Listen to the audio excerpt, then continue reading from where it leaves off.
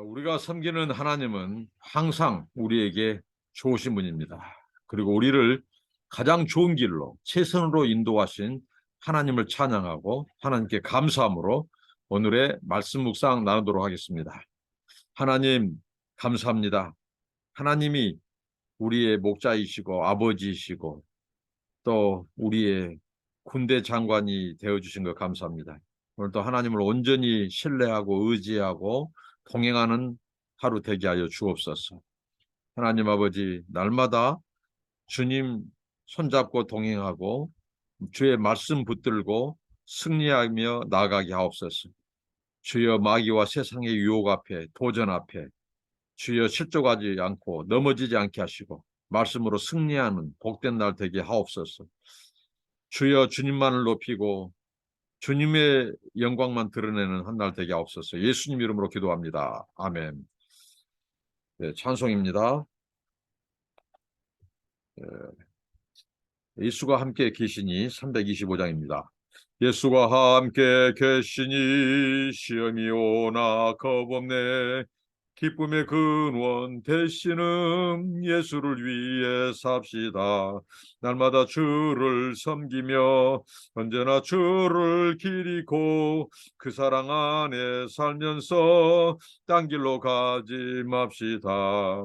이 세상 사는 동안에 주 이름 전파하면서 무한한 복락 주시는 예수를 위해 삽시다. 날마다 주를 섬기며 언제나 주를 기리고 그 사랑 안에 살면서 딴 길로 가지 맙시다. 이 세상 친구 없어도 예수는 나의 친구니 불의한 일을 버리고 예수를 위해 삽시다.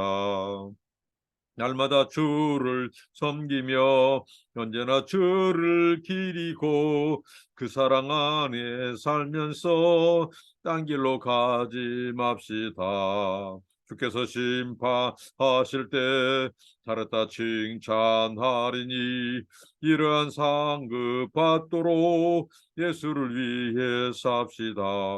날마다 주를 섬기며 언제나 주를 기리고 그 사랑 안에 살면서 딴 길로 가지 맙시다. 하나님의 말씀입니다. 마태복음 19장 13절로 30절입니다. 매일 성경을 따라가다 보면은 다소 본문이 아주 길게 잡혀진 부분이 많죠. 우리가 본문이 좀 길어지면 정말 묵상하는 시간도 길어지고 또 이렇게 깊게 해야 되는데 짧은 구절을 또 깊게 반복해서 묵상하고 되새김질하는 것이 훨씬 묵상하는 것이 좋은데요. 그래도 이렇게 긴 구절이지만 우리가 또 거기에서 주는 또 이 하나님의 이 말씀 음성, 하나님의 우리를 향한 그 하나님의 마음, 하나님의 원하신 바를 살펴보도록 하겠습니다. 19장 13절로 30절입니다. 그때 사람들이 예수께서 안수하고 기도해 주심을 바라고 어린아이들을 데리고 오매 제자들이 꾸짖거늘 예수께서 이르시되 어린아이들을 용납하고 내게 오는 것을 금하지 말라. 천국이 이런 사람의 것이니라 하시고 그들에게 안수하시고 거기를 떠나시니라. 어떤 사람이 주께 와서 이르되 선생님이여 내가 무슨 선한 일을 하여야 영생을 얻으리이까. 예수께서 이르시되 어찌하여 선한 일을 내게 묻느냐. 선한 이는 오직 한 분이시니라. 네가 생명에 들어가려면 계명들을 지키라.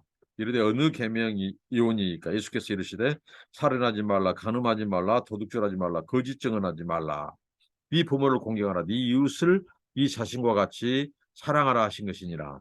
그 청년이 이르되 이 모든 것을 내가 지켰사온데 아직도 무엇이 부족하니까. 예수께서 이르시되 네가 온전하고자 할진대 가서 네 소유를 팔아 가난한 자들에게 주라. 그리하면 하늘에서 보화가 네게 있으리라. 그리고 와서 나를 따르라 하시니 그 청년이 재물이 많음으로 이 말씀을 듣고 근심하며 가니라. 예수께서 제자들에게 이르시되 내가 진실로 너에게 이르노니 부자는 천국에 들어가기 어려우니라. 다시 너에게 말하노니 낙타가 바늘기로 들어가는 것이 부자가 하나님의 나라에 들어가는 것보다 쉬운 일 하시니 제자들이 듣고 몹시 놀라 이르되 그렇다면 누가 구원을 얻을 수 있으리까? 예수께서 그들을 보시며 이르시되 사람으로는 할 수 없으나 하나님으로서는 다 하실 수 있느니라. 이에 베드로가 대답하여 이르되 보소서 우리가 모든 것을 버리고 주를 따라 싸운대 그런즉 우리가 무엇을 얻으리이까?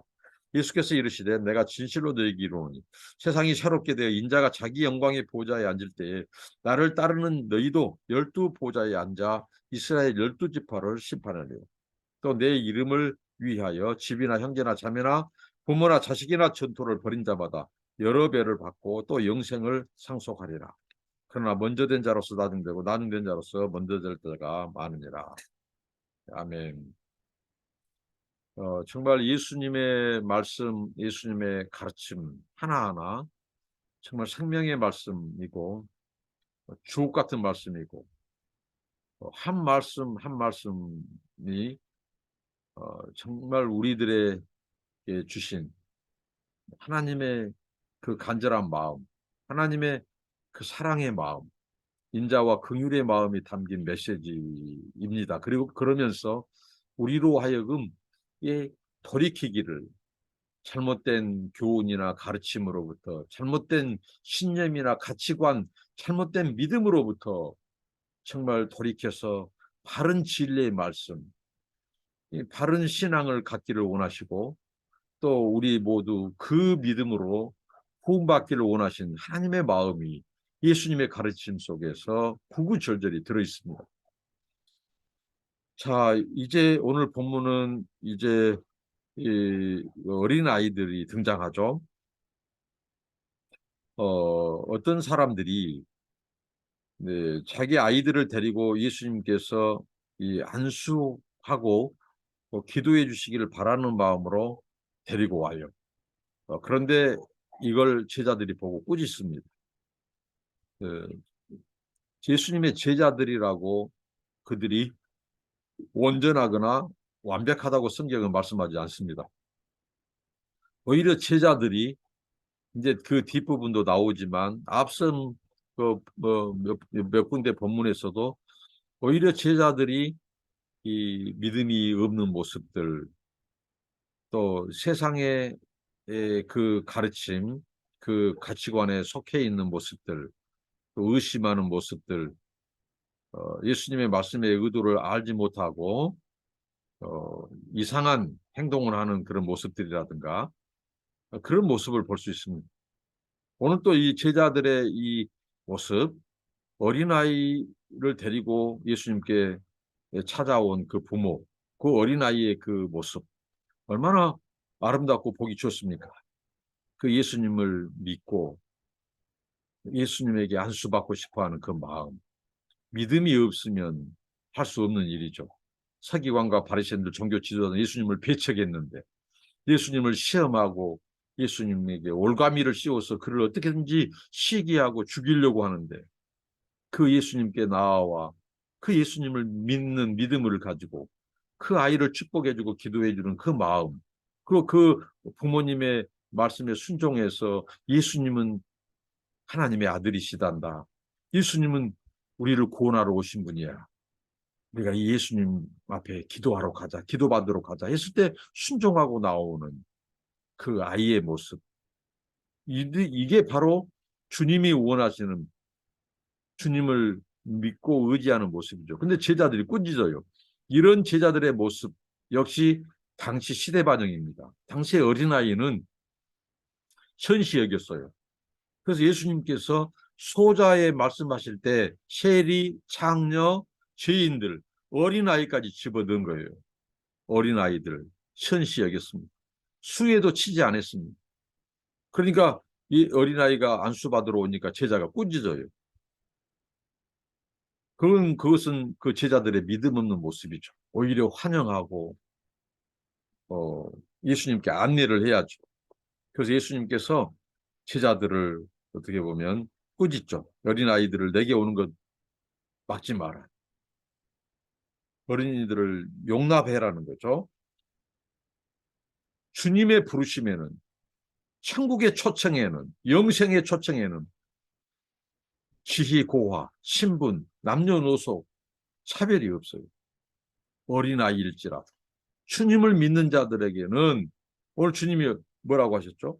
그렇게 주님 앞에 안수받으러 오고 기도받으러 오고 축복받으러 온 그 아이에게 주님께서 천국이 저희 것임이라고 마치 주님이 즉석에서 천국 시민권을 주님이 발급해서 주신 것 같은, 아예 천국 시민권을 예수님이 줘버려요. 천국이 이런 사람의 것이니라. 그 마지막. 그러니까 예수님이 이 모습 속에 예수님의 어떻게 보면 당시 시대 상황 속에서 종교 지도자들이라든가 바리새인 서기관들, 자기들이 하나님을 안다고 하고 믿는다고 하면서도 그 하나님의 나라를 방해하고 예수님, 메시아이신 예수님을 거절하고 배척하고 증오하고 그런 세대에 어떻게 보면 예수님께서 이 아이를 통해서 예수님이 어떻게 보면 직격탄을 날리는 거예요. 예수님께서 그들에게 아주 그 KO 펀치를 날리는 거예요. 천국은 이런 아이의 것이라고 못 박아버립니다. 어떤 아이? 믿는 아이들입니다. 자, 예수님이 어린 아이들은 다짜고짜 모두 다 구원받는다. 이 아이들은 영생 받고 이 아이들이 천국을 다 받는다. 이렇게 말씀하지 않았어요. 자, 이 어린아이 주님께 나아온 자입니다. 주님께 나아오되 믿음으로 나아온 자들이에요. 예수님이 하나님의 아들이고 구원자요 메시아라는 것을 믿고 예수님이 지금 우리에게 천국을 가지고 오셨다고. 예수님은 하나님의 아들이고 그의 말씀은 생명의 말씀, 하나님의 말씀이라고. 예수님이 우리의 구원자라고 믿고 나아온 자들이에요. 어린아이일지라도 예수님을 믿지 않는 자는 구원과 영생을 받을 수 없어요. 어른일지라도 예수님을 믿으면 구원받습니다. 지금 이 주님의 진리는 이 어린아이이기 때문에 천국과 영생이 저희 것이라고 말하지 않아요. 이 아이가 믿고 나왔어요. 예수님을. 믿음으로 나왔어요. 부모님이 데리고 가자 했을 때 그 아이가 거절하고 나오지 않았다면 저 예수님 누군지 몰라요. 저 예수님 하나님의 아들이라고 생각하지 않아요. 엄마 아빠만 다녀오세요. 이렇게 말했다면 그 아이는 예수님께 나올 수 없는 거예요. 그 아이가 부모님이 우리 예수님께 기도받으러 가자 했을 때 그 예수님을 믿고 부모님께 순종함으로 나온 거예요. 그래서 주님은 그 아이의 믿음도 천국의 믿음으로 주님은 인정해주고 천국이 마치 이와 같다고 말씀해요. 이 어린아이처럼 자신들을 낮추고 의지하고 부모를 의지하듯이 부모께 순종하듯이 예수님을 믿고 그 예수님의 그 나라, 하나님의 나라를 믿음으로 받아들인 자들, 순종하는 자들, 예수님을 믿는 자들, 그들에게 천국이 주어질 것임을 주님이 말씀하셨어요. 그러니까 어떻게 보면 직격탄을 날리는 거예요. 당시 자기들이 하나님을 믿는다고 하고 모세의 율법을 지킨다고 말하고 그리고 아브라함의 자손이라고 하고 자기들이 종교 지도자들이라고 하는 그들은 어떻게 보면 예수님을 믿지 않았어요. 그들에게는 천국이 주어질 수 없어요. 그들에게는 영생이 주어지지 않을 것임을 주님이 말씀한 겁니다. 그리고 또 재물 많은 청년 이야기가 나옵니다. 자, 청년이 오늘 있었습니다. 그가 무슨 이유로 이렇게 많은 재산을 가졌는지 저도 모릅니다. 부모로부터 재산을 물려받았는지 아니면 그가 무슨 사업이 잘 되었는지 아무튼 재물이 많은 청년이 등장합니다. 근데 그 청년이 오늘 보면 굉장히 영적인 부분도 있어요. 무슨 선한 일을 하여야 영생을 얻으리까? 그러니까 청년이 믿음 없는 사람이 아니에요. 오늘날로 말하면 교회 신자고요. 아주 어른들한테 칭찬도 많이 받았을 거예요. 저 청년은 믿음도 좋아. 예배에 안 빠져. 저 청년 사유사 보면 얼마나 좋을까. 우리 딸 있으면 주고 싶어. 아마 그런 이야기들이 부모들에게도 있었을 거예요. 이 청년이 보면 믿음이 영 없다고, 전혀 없다고 할 수 없어요. 영생에 관심이 있어요. 무슨 선한 일을 하여야 영생을 얻으리까. 오늘날 많은 청년들, 많은 사람들이 영생 자체에 관심이 없어요. 그렇게 사는 사람이 많아요. 천국과 지옥이 있는 영지 나는 상관할 바 없다. 응? 사람이 한 번 죽으면 끝나는 것이지 인생 즐기다 살면 되는 거 아니냐. 하고 사는 인생들이 많죠. 근데 이 부자 청년은 바로 영생에 관심이 있었어요. 그래서 예수님이 대답합니다. 어찌하여 선한 일을 내게 묻느냐? 선한 이는 오직 한 분이시니 네가 생명에 들어가면 계명을 지켜라. 그러니까 예수님께서 오직 한 분 하나님만이 선하다고 말씀합니다. 그렇다고 해서 예수님이 자신은 선하지 않다고 말한 거 아니에요. 예수님도 하나님이세요. 예수님이 하나님의 아들이시기 때문에 예수님도 선하신 분입니다. 그는 죄를 모르고 죄가 없는 분이에요. 예수님도 선하셔요. 그런데 예수님이 지금 사람을 몸을 입고 오셨어요. 그런 상황에서 이 세상의 사람들을 예수님이 통칭해서 어떤 누구도 우리의 행실로, 선한 행실로, 우리의 공로로 하나님 앞에 의롭다함을 받을 인생들을 선하다고 하는 사람이 아무도 없다는 거예요. 오직 하나님 한 분이에요.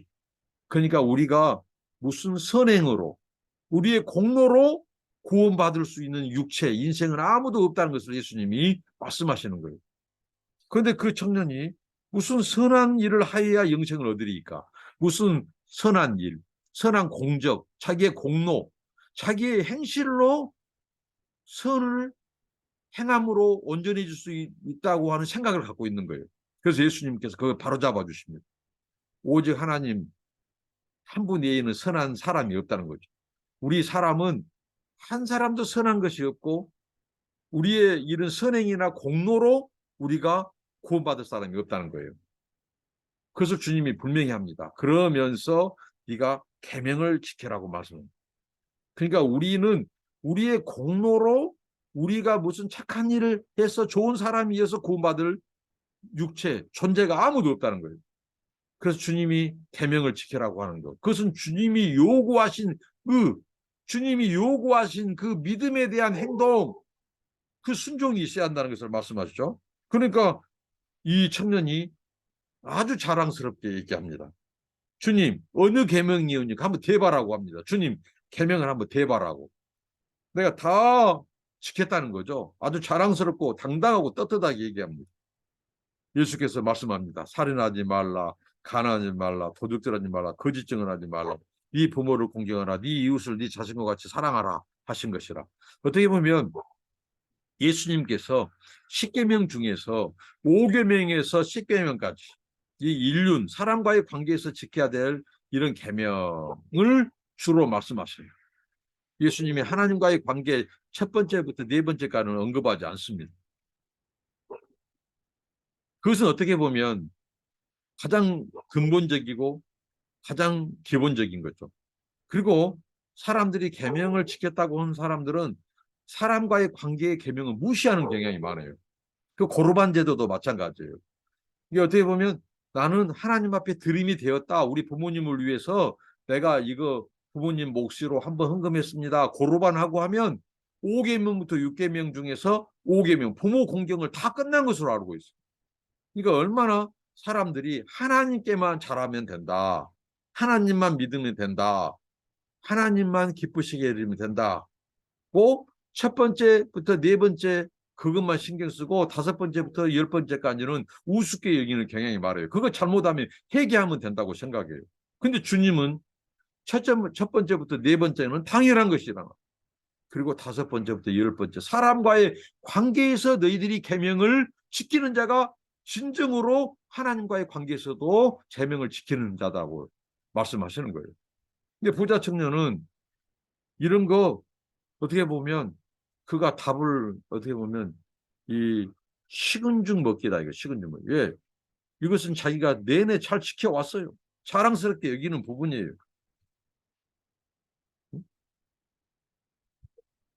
그렇게 말씀합니다. 그래서 청년이 이 모든 것을 내가 지켜 싸운데 아직도 무엇이 부족합니까?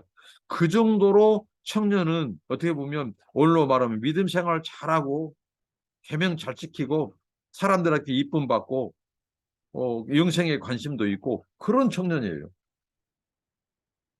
무엇이 부족하니까 내가 이것은 평상시 식은죽 먹기입니다. 이것은 이렇게 잘 지켜왔다는 거죠. 예수님께서 허를 찌르죠. 전곡을 찌르죠. 네가 온전하고자 할진데 가서 이게 이 친구는 온전하고자 한다는 말은 뭐냐면 자기가 계명을 지키는데 무슨 선한 일을 행해야 영생을 얻으리까? 그런 자기가 지킬 이런 계명들은 다 지켜왔는데 주님, 하나님이 원하신 또 다른 선한 일이 무엇입니까? 선한 행위가 무엇입니까? 내가 어지간한 계명은 다 지켰는데 그렇게 그러니까 뭔가 이 청년은 이 온전해지고자 하는 그 마음이 있었던 거예요. 그래서 주님이 이 소유를 팔아 가난한 자들에게 주라. 그리하면 하늘에서 보화가 네게 있으리니 그리고 와서 나를 따르라 하십니다. 그러니까 부자 청년의 부족함은 바로 그것이었어요. 어떻게 보면 말로는 이웃사랑을 실천한다고. 그러니까 소극적인 면에서는 그가 이웃을 사랑할 수 있어요. 어떻게? 이웃을 귀찮게 하지 않는 것. 그리고 이웃에게 힘들게 하지 않는 것. 함부로 대하지 않는 것. 그런 소극적인 면에서는 이웃에게 어떻게 보면 선을 행했어요. 그런데 주님이 말씀하신 것은 아주 근본적으로 적극적인 거예요. 뭐냐면 행동이 수반돼야 된다는 거죠. 그러니까 그 계명이 가르쳐고자 한 중심 사상, 그것은 너의 마음에서 우러나는 그 사랑의 실천이어야 된다는 거죠. 네가 재물이 많아. 근데 그 재물을 가지고 네가 정작 가난한 자들에게 네 소유를 나눠줬냐 이거예요. 그들을 입으로만 사랑한다고 나는 그들을 해코지 아니 안 했다고 그렇게 해서 네가 이웃사랑을 실천한 건 아니라는 거예요. 너희가 그 이웃사랑, 이웃을 사랑하라고 그 계명을 지키는 것은 그 이웃이 굶주렸을 때 먹을 것을 주고 너의 소유를 팔아서 쓸 것을 나누어 주는 거란 거예요. 그때 비로소 이웃사랑의 계명을 네가 실천하는 거다. 그때 비로소 계명을 지키는 거라고 주님은 말씀합니다. 그리고 와서 근데 주님은 네가 그렇게 가난한 자들에게 소유를 팔아서 나누어 주는 것을 천국의 보화를 쌓는 것이라고 말합니다. 천국의 보화. 천국의 보화를 쌓는다는 말은 그 믿음의 행위자, 의 믿음을 주님이 수납, 주님이 인정한다는 거예요. 그것을 천국의 주님이 아무 보화나 받아주지 않습니다. 그 사람의 믿음의 행위, 하나님과 이웃을 사랑하는 그 믿음 고백을 사랑의 실천으로 한 사람들의 보화를 하나님이 천국의 보화로 쌓습니다. 그것만 인정해요. 그러니까 너의 그 보화, 행실의 보화, 그 열매가 주님 앞에 온전해질 때 그것이 보화가 된다는 거죠. 그리고 와서 나를 따르라. 이렇게 말씀합니다. 주님을 따르는 이 선우, 순서가 있다는 거죠. 먼저 네가 믿는 자의 그 모습, 그 행실, 믿음과 순종의 모습을 보여라는 거죠. 그리고 나서를 따르라는 거죠. 그러니까 그 순서가 뒤바뀐 거예요. 그 친구는 계명도 잘 끼고 잘 지키고 영생에 관심도 있고 이렇게 나름대로 자기 자신은 지금 자부하고 있어요. 어? 그리고 주님을 지금 따르고 있다고 생각하죠. 그러나 주님은 네가 나를 온전히 따른 것이 아니라니. 네가 나를 온전히 따르는 그 진짜는 뭐냐? 너 많은 소유 어디다 쓸래입니다. 너 많은 소유 그것을 소유를 팔아서 네 이웃 사랑의 실천을 보여라는 거예요. 그게 진정한 하나님의 사랑을 이웃 사랑으로 완성하는 거예요. 그 나를 따르라고 말합니다. 자, 이렇게 됐으면 이 친구에게 얼마나 놀라운 축복의 말씀입니까, 주님이. 나의 잘못된 신앙의 관점, 나의 잘못된 생활을 주님이 하루에 잡아주시면 얼마나 놀라운 은혜입니까? 주님 알겠습니다. 주님 그랬군요. 내가 그 주님이 무엇을 원하는지, 그 아버지가 기뻐하시는 것이 무엇인지, 아버지의 마음은 어떤 마음인지를 내가 모르고 나는 내 의만 자랑하려고 나는 사람들에게 보여주기 좋은 그것, 그 계명을 겉으로만 지켰습니다. 이런 나에게 주님 영생의 말씀을 주셔서 감사합니다. 제가 오늘부터 주님 말씀 순종해서 따르겠습니다. 제가 가난한 자에게 소유를 팔아서 주님의 사랑, 하나님 사랑을 나누어 주겠습니다. 사랑을 실천하겠습니다. 그리고 주님을 따르겠습니다. 주님 고맙습니다. 주님 감사합니다. 이렇게 나와야 되는데, 자, 부자 청년의 반응은 어떻습니까? 근심했습니다. 근데 그 근심의 이유가 뭐냐면 재물이 많음으로, 재물이 문제였습니다. 이 말씀을 듣고 근심하여 가니라. 이 말씀이 바로잡으려면 어떻게 해죠? 그 청년이 이 말씀을 듣고 그 재물을 주님께 드리기로 작정했다. 이렇게 나와야 돼요. 근데 청년이 재물이 많음으로 이 말씀을 듣고 근심하여 가니라. 저는 성경을 읽다 보면 정말 아쉬운 사람들이 몇 사람들 띄어요. 눈에 띄어요. 사울도 마찬가지죠. 정말 하나님이 그를 기름부로 초대 왕으로 세웠고 얼마나 그에게 많은 기회도 줬습니까? 그런데 그는 끝내 자신의 사울의 길을 가고 멸망해버려요. 또 오늘 이 부자 청년, 주님이 이렇게 친절하게 어떻게 보면 저자 직강 하나님의 나라 우리에게 영생을 수여하시는 주님이 천국의 왕이 오셔서 이 영생을 얻을 수 있는 길을 직접 저자 직강으로 가르쳐 줌에도 불구하고 돈이 많음으로 재물이 많음으로 근심하여 그 길을 따르지 않고 근심하여 돌아가 버린 이 부자 청년, 그래서 이름도 없는지도 몰라요. 정말 불행한 모습이죠. 너무 안타까워요. 그래서 그 청년은 근심하여 갔습니다. 그것은 뭘까요? 그 청년은 재물을 섬겼던 거예요. 어떻게 보면 그가 오늘 주님이 말씀했을 때 5번째부터 10번째 계명을 나열했을 때 주님, 그거 나 평소에 다 지켜온 것입니다. 근데 정작 주님은 첫 번째부터 하나님과의 관계에서 계명을 이때 카드로 내놓습니다. 뭐예요? 재물이 많음으로 근심에 갔다.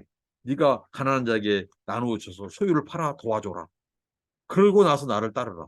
그러니까 첫 번째부터 네 번째 계명의 완성은 5번째부터 10번째 계명을 네가 순종하고 지켜 행할 때 비로소 완성된다는 의미이기도 해요. 그중에 뭐가 그는 재물을 신으로 섬겼다는 사실이에요. 첫 번째 계명, 하나님께서 나 외에 다른 신을 두지 말라라고 하는 계명 중에 계명, 제1의 계명을 그는 어겼던 거예요.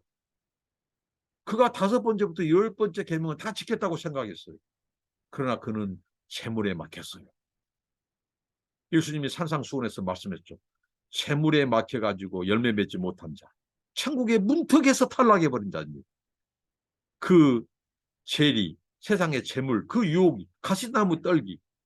그래서 뿌리는 내렸으나 열매를 맺지 못해요. 영생에 관심을 가졌으나 영생에 들어가지 못한 불행한 최후를 맞이한 이 청년. 얼마나 안타깝습니까? 그는 두 주인을 섬길 수 없는 주님의 가르침을 외면했던 거예요.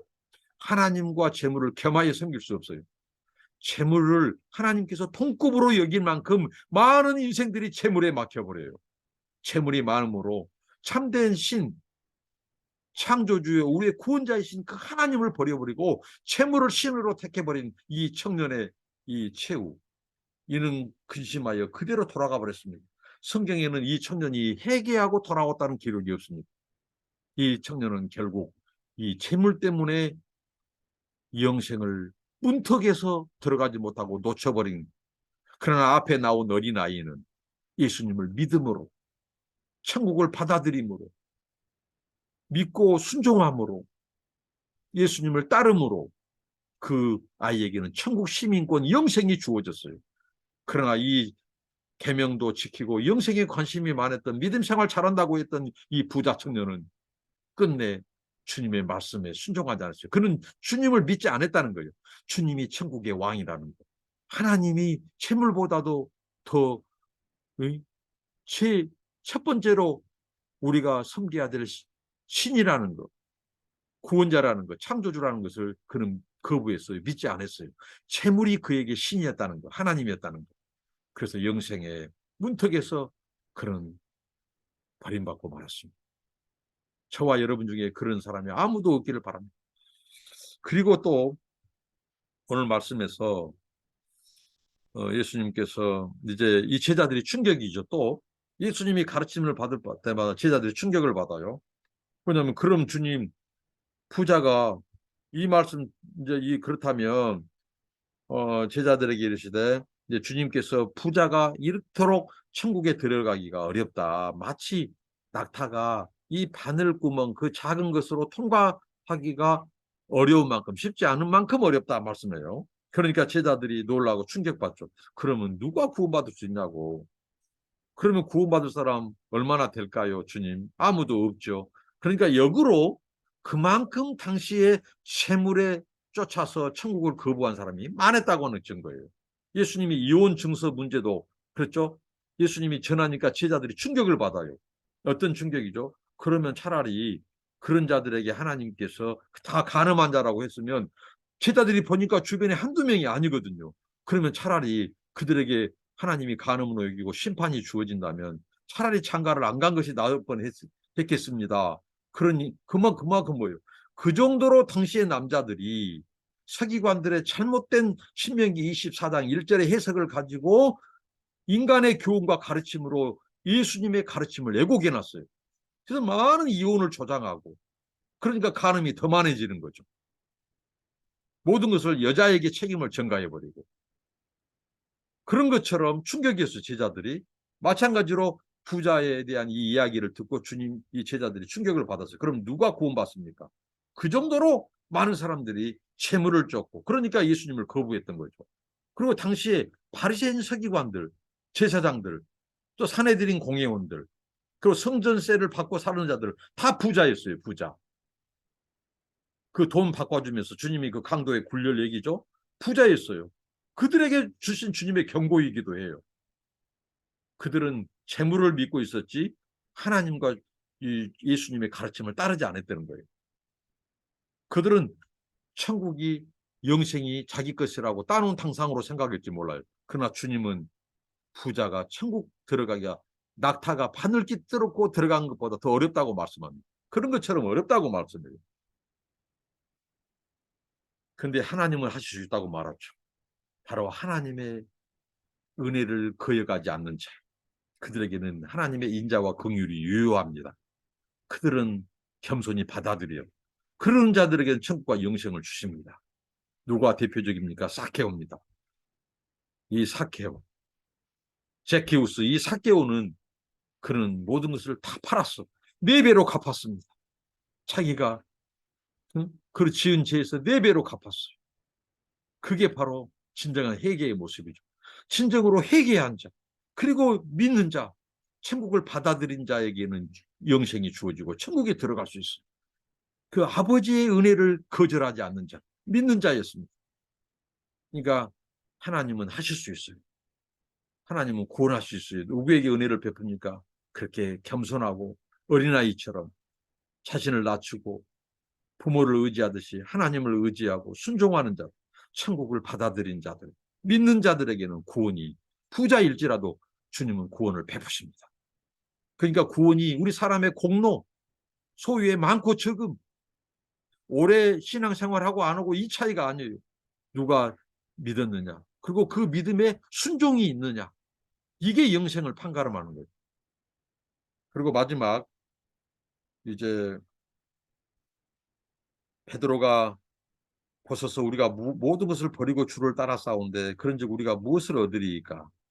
그래서 예수님께서 그들을 위로해 줍니다. 어떻게 보면 인자는 머리 둘 곳도 없는 그 예수님을 그들이 믿고 따랐는데 그들에 대한 주님의 보상을 말씀해요. 너희들을 무엇을 받고 안 받고 이런 물리적인 거, 이런 계량적인 거, 숫자적인 거 이거 생각하지 마라. 너희들에게는 나의 통치권을 주겠다는 거예요. 천국의 통치권, 하나님의 나라의 권세, 12지파를 심판하는 너희도 12보좌에 앉아서 12지파를 다스리라. 이것은 뭐예요? 예수 그리스도의 그 하나님의 나라 왕이신 예수 그리스도의 그 다스리는 통치의 권세, 심판의 권세와 준하는 그 하나님의 나라의 통치권을 너희들이 수여한다. 얼마나 놀라운 하나님의 약속과 유로와 격려와 축복입니까? 우리들은 생각할 때 내가 소유를 팔고 주님을 따랐으면 주님이 나에게 이 땅에서도 얼마 몇 배의 축복을 주고 이런 데에 관심이 있죠. 그러나 주님은 너희가 이미 나를 이 세상을 버리고 너희들이 전토를 벌이고 집 형제자매 하는 자들에게 나의 전부를 다 줬다. 뭐예요? 영생이다. 영생. 예?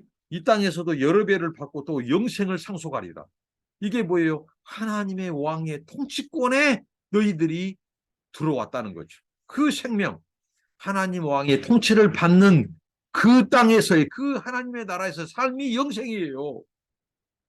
엿가락 늘리듯이 우리가 영원히 사는 그것이 영생이 아니라 그 주님의 통치에 그 영생의 소유자들.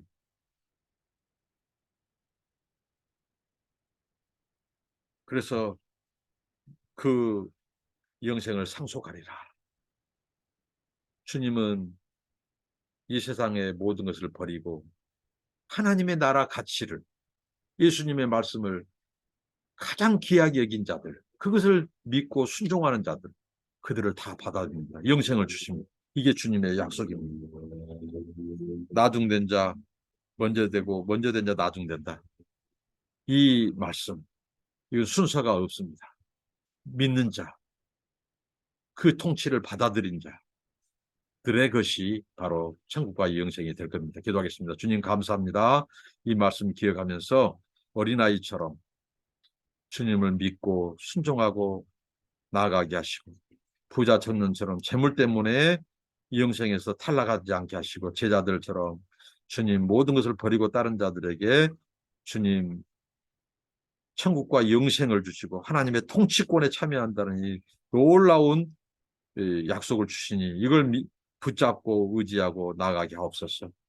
감사하고 예수님의 이름으로 기도합니다. 아멘. 감사합니다. 축복합니다.